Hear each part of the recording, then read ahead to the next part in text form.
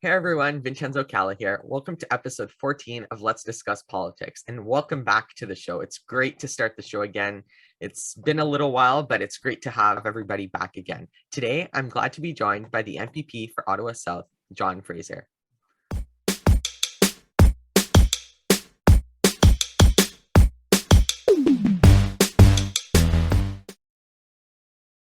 John was first elected to be the MPP for Ottawa South in 2013 and has been re-elected 2 times since then. He is an active volunteer in a number of local organizations and initiatives, including the Our Children, Our Hospital campaign to save the cardiac care unit at CHEO that he spearheaded. And he also organized a fundraiser for the Heron Road Emergency Food Bank, which raised $20,000. From June 2018 to March 2020, John served as the interim leader of the Ontario Liberal Party. John currently serves as the Ontario Liberal House Leader and Parliamentary Leader, and also critic for health and long-term care, intergovernmental affairs, labor, senior affairs, and accessibility. Thank you, John, for joining me today. My pleasure. So we're going to start off with the first segment, which is called John's Story, where we'll talk about your political history. So the first question is, when did you first get involved in politics? Well, at a very early age, my dad was involved in a lot of local campaigns, and this is going back, pretty much like 50 years ago. I met John Turner when I was 9, just over on Othello Drive by the Elmvale Shopping Center when I was 9, and that was an important moment. It's kind of neat when you meet a political figure and you're a kid, and it was kind of one of those moments, that I've remembered up until this day. I have a nice picture that was in the Ottawa Journal of the time. There was a newspaper at the time, and then I just continued to be involved when I was young. Sometimes when I was busy with a young family, in my early 20s and mid 20s.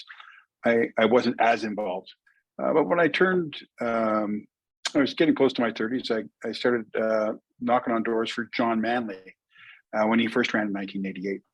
And I continued to be involved. I was a riding president there. I ran municipal campaigns. And then in 1999, while I was working in the grocery business, because that's what I did before I became a politician, managing stores, Dalton McGuinty asked me to run his 1999 campaign, and fortunately, the person who owned the store that I was managing gave me a 6-month leave of absence. So, and then I got to work for Dalton. I ran his local campaign. I never went back to the store. I stayed and worked for him for 14 years in the community office, and that was just a great change, a great career change. I got to help people because Dalton was leader and then premier. It gave me a lot of latitude to try to do things, build things in the community, work with people to get things like the cancer care unit, cancer center here at the Ottawa Hospital, or Rogers House, or a number of other things. So I got a lot of experience in how government works, how to get things done, and a lot of political experience working for Dalton. And then I worked for him till 2013. And then I decided to run, and that's how I ended up here. And then after the last election, surprise, surprise, I ended up as the interim leader, and which was a great experience as well too. So I've had a great, it's been a good. I've had a lot of people help me, a lot of good luck, and it's been a great. It's a great ride. Well, that's not over yet. Well, hopefully not over yet.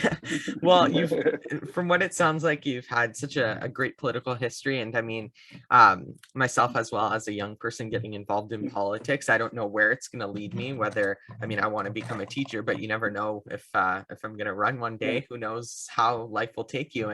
And just such a fantastic story, just those little things and the big things as well that lead you there. Yeah, you never know where you're going to end up. I never thought I was going to run. I loved working in politics, but I never saw myself as being wanting to be out front. But it's one of those things sometimes you have to do if you want, it's something that you have to do if you want to get some things done. You want to make a difference. Well, especially, and that bleeds in perfectly to our next question, which is why did you decide to run for the position you hold? Well, what happened to me is initially I was, I'd worked in the office with Dalton for 14 years and running that community office. And I was thinking, well, maybe I can change things up, do something different and, do something else in the community that'll help build the community up and fit my skill set. And so I was initially hesitant. I think I said no, at least once or twice. And what they say is that which you resist shall persist. And there were a couple things that happened to me. One in particular is going to the taxi to the airport in February of 2013. And I was talking to a taxi driver about a problem that his cousin was having with a landlord. And I can remember thinking distinctly, when I leave that office, the one that I'm in, who's going to be there to help that person? Right. So I know that, and it's not that I thought I was the only person who could help that person, but I didn't know who would be there to do the things I think, which is a really important part of an MPP's job, is trying to help people solve the problems that they have and make sure there's some fairness, and that they're connected to government. And then the other piece was, I'd spent 14 years actually apprenticing and, building a lot of contacts in the community. It's a place where I live. I love it. I lived here all my life. So why would I not take all the things I've learned and all the connections I've made and my desire to make the community better and just take a chance and do it? And I did, and we were lucky. We were successful. Great, you don't do this on your own. It comes. You get a lot of help from people, and that's what makes a difference. So. And having the help from people helps you decide as well too. People are encouraging you, and people, people show up and they want to help you. And so it's quite. Campaigns themselves are they're a lot of fun. They're a journey, and they have their winning the elections are really important. It's a really important thing to do. But the campaign is something else altogether. For it's an experience for a whole bunch of people, and so. It's good to get involved in them, I believe. That's why I'm really, I encourage people, what party you want to get involved in, but get involved in elections, get involved in a campaign. Definitely. And I mean, getting involved in politics, even starting through a campaign, is one of the number one ways that you can have a voice in your community, in your country, in your province. You get to work with candidates and candidates who possibly will go on to become an elected official and serve you and bring those voices. And we'll continue on that that note in the next questions, which is the segment of serving as an elected official, where we'll talk about your experiences as an elected official and your achievements. So you talked a bit about serving your community as an elected official. So I always like to ask, what is your favorite part about serving your community of Ottawa South as an elected official? My favorite part is actually just right now is knocking on doors. I love knocking on doors. I love meeting people. I just live in such a great place, and not everybody's always happy to see it, but it's just good to see them anyways. Not all our families always happy to see us either. You'll hear a lot of MPPs and MPs say this, and people who are city councillors. Just the ability to help people. Because you have connections, because there's a couple letters after your name, and you can help people connect to the things that they need, help to get them answers, and that's just a great opportunity, right? It's stuff that people don't see. It's not stuff that you talk about, but being able to help people it's a great job to be able to do that. And that's that's my favorite part of the job. That's the stuff that lasts, and meeting people, and helping people build up the community, right? Whether it's like building a wing on a hospital, or trying to help people get a park, or do something else to make the community better. There's great opportunities in this job. If you want to do that, if you have a desire to do that, there's so many things. And the hardest thing, and I had this young woman I think she was 10 in a grade 5 class, asked me what the toughest thing about my job was. And at the time I was saying to adults, it's that I sit all day long and it's going to kill me eventually. That that we're sitting in Queens Park and we're sitting in the office, and I couldn't give her that answer, and I had to give her the real answer, which is it's not being able to do all the things that you want to do for people. That's the hardest part about the job. How do you make those choices with your time? How do you make your choices with those resources? And when you look at government policy, how do you choose the things that are most important? Because in this life, it doesn't matter where you are, in business or in your family or in school, you can't do everything, right? You can't do everything. You have to make choices. So that's the hardest part about the job. The best part is the opportunity. And I work, outside of this office, I work with a great bunch of people at Queen's Park, the people who make the assembly work, my colleagues on all sides of the house. It's a real community there. We're kind of like, we're a big, not always happy, but mostly happy, dysfunctional family, right? So we don't all get along, but there are times when we all get along. So that's politics, isn't it? That's what it is. And and really that's just getting to do all those things that you mentioned, and being able to serve those people and serve everybody. And that kind of goes well into our next question, which is you talked about meeting a lot of people and serving your constituents. And I wanted to ask, what would you say is your favorite achievement as an elected official? Oh, I know you're going to ask that. Oh, there's been lots of things that I've been connected with, and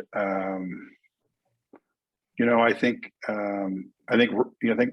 Rogers House is a big one. One of the things that I've worked on for a long time was vision screening in schools, so that most children don't have their vision checked before the age of 6. And we used to do it in schools many years ago. And what was happening is kids were falling between the cracks, and sometimes there's some serious conditions that can affect learning and your brain development. 80% of learning is visual. So, at the end of the last government, we started public health going back into schools and doing that. And I think that's going to make a difference for kids. It's kind of got stalled with the pandemic. Now it's starting to come back here in Ottawa. And I think that's something that I'm really proud of.